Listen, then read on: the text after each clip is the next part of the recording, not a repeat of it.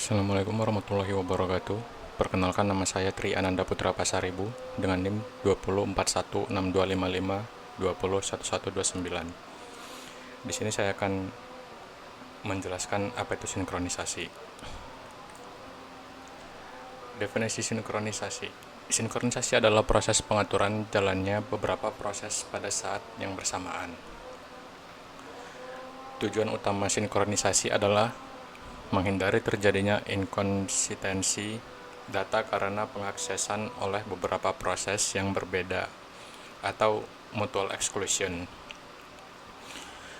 serta untuk mengatur urutan jalannya proses-proses sehingga dapat berjalan dengan lancar dan terhindar dari deadlock dan starvation. Sinkronisasi umumnya dilakukan dengan bantuan perangkat sinkronisasi. Penyelesaian terhadap masalah ini sangat penting karena perkembangan teknologi sistem komputer menuju ke sistem multiprocessing, terdistribusi, dan paralel yang mengharuskan adanya proses-proses konkuren.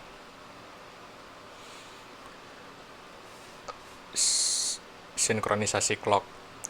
Algoritma untuk sinkronisasi dalam sistem terdistribusi memiliki beberapa sifat. Yang pertama yaitu ada informasi yang relevan tersebar di beberapa komputer. Yang kedua, keputusan pembuatan proses hanya berdasarkan informasi lokal. Yang ketiga, peristiwa kegagalan dengan penyebab tunggal di dalam sistem harus dihindarkan. Yang keempat, tidak tersedianya clock atau sumber waktu global yang akurat. Sinkronisasi merupakan bagian penting untuk kerjasama dalam pemakaian sumber daya berbagi atau sharing resource. Pengurutan kejadian dan kesepakatan clock tersebar. Contoh tidak adanya kesepakatan clock global.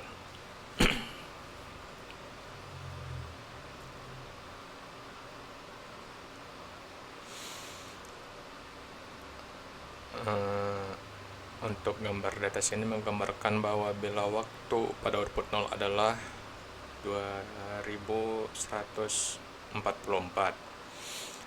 Jadi kemudian source code-nya dimodifikasi di komputer lain yang clock-nya lebih lambat, sehingga waktu source code adalah 2143. Karena source code memiliki waktu yang lebih lama daripada file objeknya, maka Mac tidak akan melakukan rekompilasi.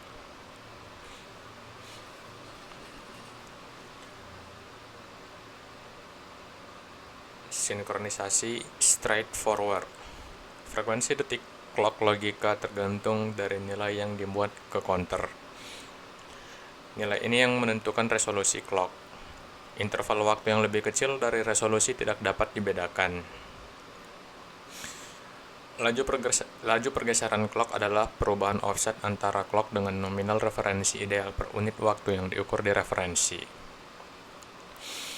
Clock hardware hanya berupa nilai di dalam register, seperti nilai 32 bit yang kelak di rollover.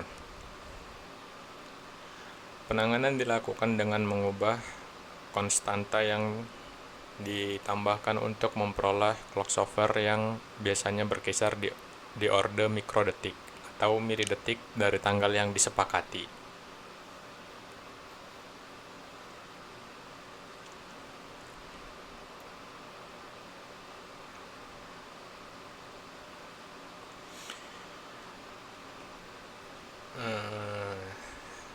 Yang pertama yaitu ada clock logika. Dalam sinkronisasi straightforward itu yang pertama ada clock logika. Clock logika yaitu bisa dikatakan semua komputer memiliki rangkaian pencatat waktu. Walaupun penggunaan kata clock sudah meluas, kata yang lebih tepat adalah timer untuk merujuk komponen dari rangkaian tersebut. Timer ini menggunakan kristal quartz sebagai sumber frekuensinya. Walaupun frekuensi osilator pada osilator kristal biasanya stabil, tetap saja tidak mungkin menjamin bahwa semua kristal yang bekerja di berbagai komputer memiliki frekuensi yang sama persis. Jadi selalu ada sedikit perbedaan yang terjadi dan mengakibatkan perbedaan waktu pula yang disebut clock skew. Berbagai algoritma telah dikembangkan untuk menangani sinkronisasi clock dan beberapanya akan dibahas berikut ini. Kedua, ada clock fisik. Pada beberapa sistem, waktu clock aktual menjadi penting. Contohnya real-time system. Untuk sistem ini diperlukan clock fisik eksternal karena alasan efisiensi dan redundansi. Clock fisik jamak biasanya digunakan yang mengakibatkan ada dua masalah muncul. Yang pertama, yaitu ada bagaimana mensinkronkan eksternal clock tersebut dengan clock sebenarnya. Yang kedua, bagaimana mensinkronkan antar clock yang ada. Jadi, sebelum membahas jawaban masalah di atas, terlebih dahulu dilihat bagaimana pengukuran waktu aktual dilakukan. Saat di mana matahari mencapai titik tertinggi di langit disebut transit of the sun, dan terjadi di siang hari. Interval antara dua transit berturutan disebut solar day. Sedangkan solar second didefinisikan tepat 1 per 86.400 dari solar day. International Atomic Time atau disingkat IAT atau IAT adalah rata-rata jumlah tik dari jam atom cesium 133 sejak tanggal 1 Januari 1958 dibagi 9.192.631.770 titik. Disebabkan waktu siang bertambah lama, TAI menjadi lebih lambat dibanding solar second. Untuk mengkoreksinya, digunakan leap second dengan cara meloncati waktu TAI sehingga sama dengan solar second. Waktu yang telah dikoreksi ini disebut Universal Coordinated Time atau UTC.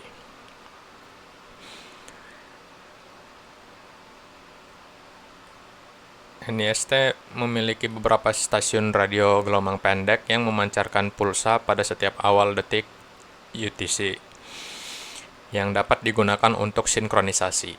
Stasiun ini dikenal dengan nama WWV.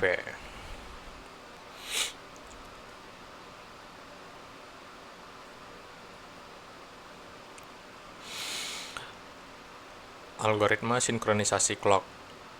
Frekuensi tick clock logika tergantung dari nilai yang dimuat ke counter. Nilai ini yang menentukan resolusi clock. Interval waktu yang lebih kecil dari resolusi tidak dapat dibedakan. Laju pergeseran clock adalah perubahan offset antara clock dengan nominal referensi ideal per unit waktu yang diukur di referensi. Clock hardware hanya berupa nilai di dalam register, seperti nilai 32 bit yang kelak di roll over. Penanganan dilakukan dengan mengubah konstanta yang ditambahkan untuk memperoleh clock software yang biasanya berkisar di orde mikrodetik atau milidetik dari tanggal yang disepakati.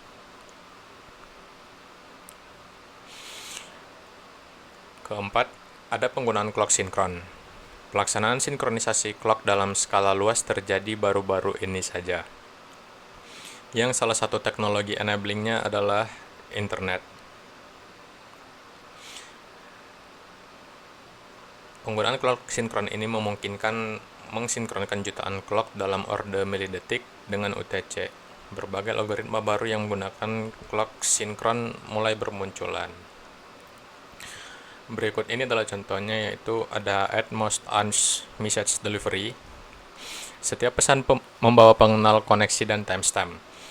Untuk setiap koneksi, server menyimpan timestamp terbaru ke dalam tabel. Bila ada pesan masuk dengan timestamp yang lebih lama daripada timestamp yang disimpan, maka pesan tersebut akan ditolak dan dianggap sebagai duplikat. Yang kedua, yaitu ada konsistensi cache berbasis clock. Konsistensi cache dalam file sistem tersebar menjadi perhatian karena setiap klien menginginkan cache file di lokal komputer. Bila dua komputer memodifikasi file secara bersamaan, berpotensi menyebabkan inkonsistensi.